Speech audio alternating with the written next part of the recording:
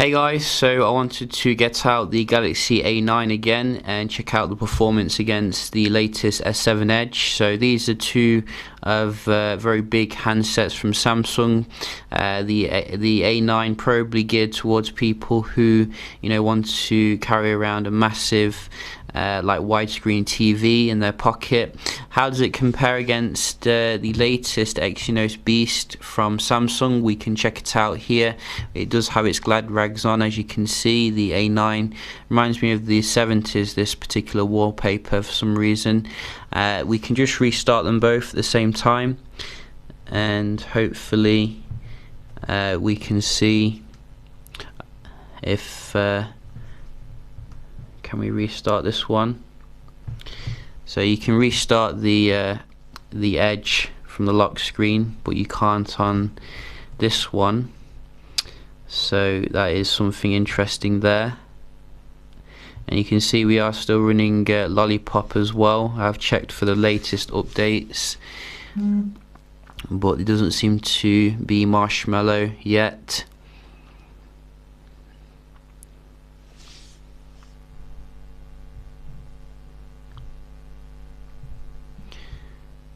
And where's the start noises gone?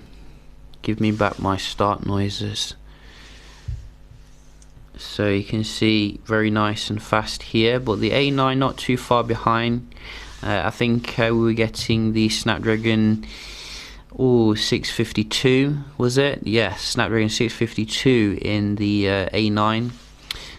So that is, I think, upper mid-range processor with 3 gigs of RAM.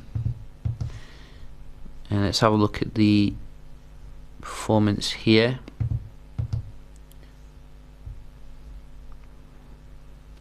So far the S7 Edge seems to be leaving it behind, if we're to be honest, but that was quite similar, which is nice. Quicker here on the A9 for the dialer. We do have as well messaging, similar. Weather, quicker on the A9 there, which is nice. And camera, about the same. Play Store, do we have the Play Store? Probably a little bit faster here on the right. And we do have a game, World of Tanks. I think we're getting the Adreno 5 series on the A9. And you can see it seems to load the game very fast here, which is nice. I'm getting some weird loading on the S7 Edge. Takes too long if you ask me. We do have another game just for fairness, Asphalt.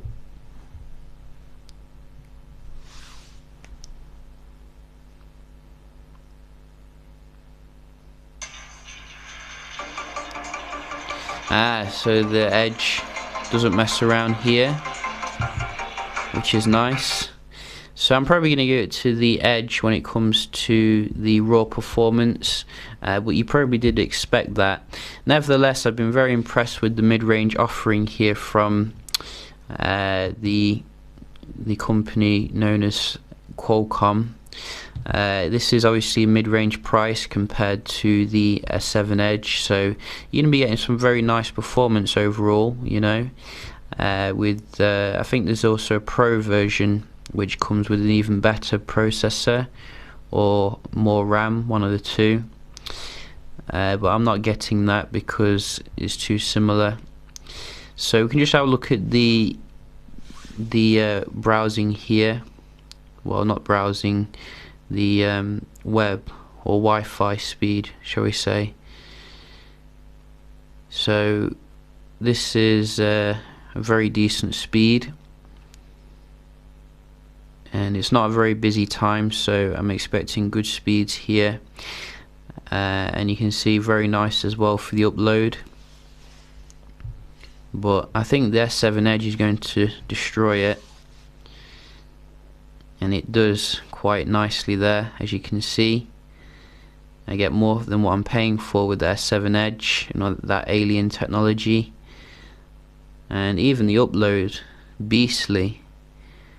Look at that.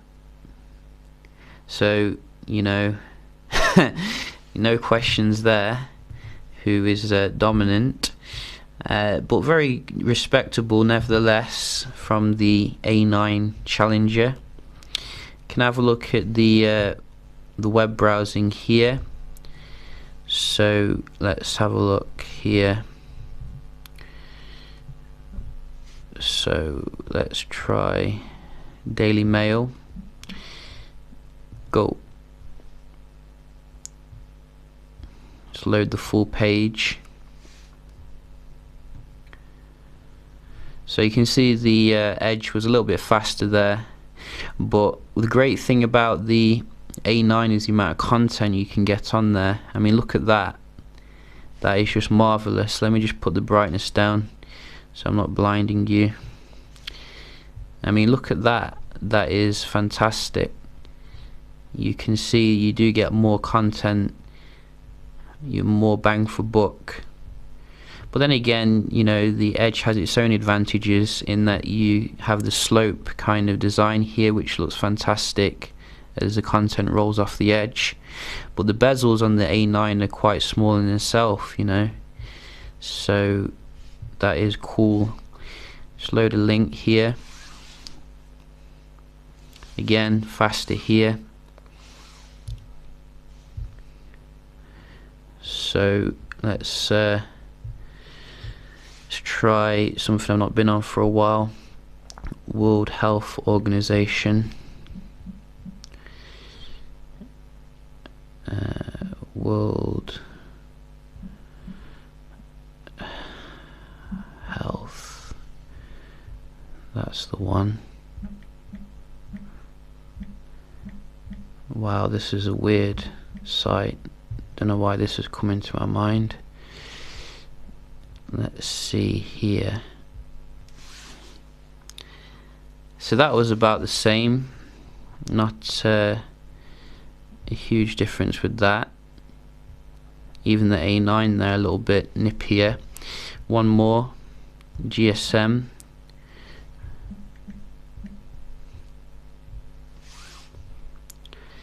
About the same again. So you can see with these more mobile websites, the A9 keeps up very well. It's just the big kind of websites which have lots of content that you get the raw power here from the latest boy. Let's have a look at the multitasking. I'm guessing the multitasking is still going to be a joke on the A9 because of the combination of lollipop and obviously less RAM here. So you can see that definite progression when it comes to the S7 Edge, which is nice. I'm not going to go through all of them because you can basically see already, you know, what's happening. But a little bit faster with the camera here, which is nice. We do have as well the games. Bet you it hasn't kept it in memory.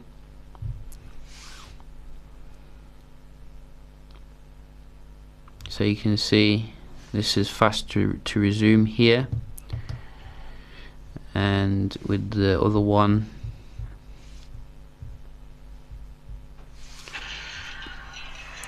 so the game has been reloaded. So you can see here, if you value performance, you may want to pay a little bit extra for the S7 Edge experience. I think the multitasking is the only real area which lets it down at the moment, but it could be fixed with a software update obviously, and generally I was quite impressed with the performance, like the app opening, etc. For the A9, and it does have obviously advantages itself really. I did talk about the multitasking experience on another video, which is unparalleled here because you got such a massive amount of space to do this. You're going to definitely get more productivity done here, which is nice. You got the price as well, which is about half the price of the S7 phones, and it feels just as well built, really, in terms of the actual construction. Both of them made out of glass, obviously, and the kind of design is pretty much uniform. I think the camera experience is going to be a little bit stronger though on the S7 Edge. From the camera tests I have done, the camera is a bit more mid-range on the A5 and the A9 series, so you can see the camera does carry across some nice high-end features though, like your HDR and the night mode, the pro mode, etc. But you do get a few more on the S7 Edge, which is nice. I think the screen resolution's a bit lower as well, like full HD compared to 2K, but you won't notice it day to day, really. So yeah, just a quick little comparison here. Oh yeah, I forgot the battery I think is bigger on the A9, hence why you can see the battery's really been going down on the S7 Edge, whereas this is still literally the same as what it was when it started.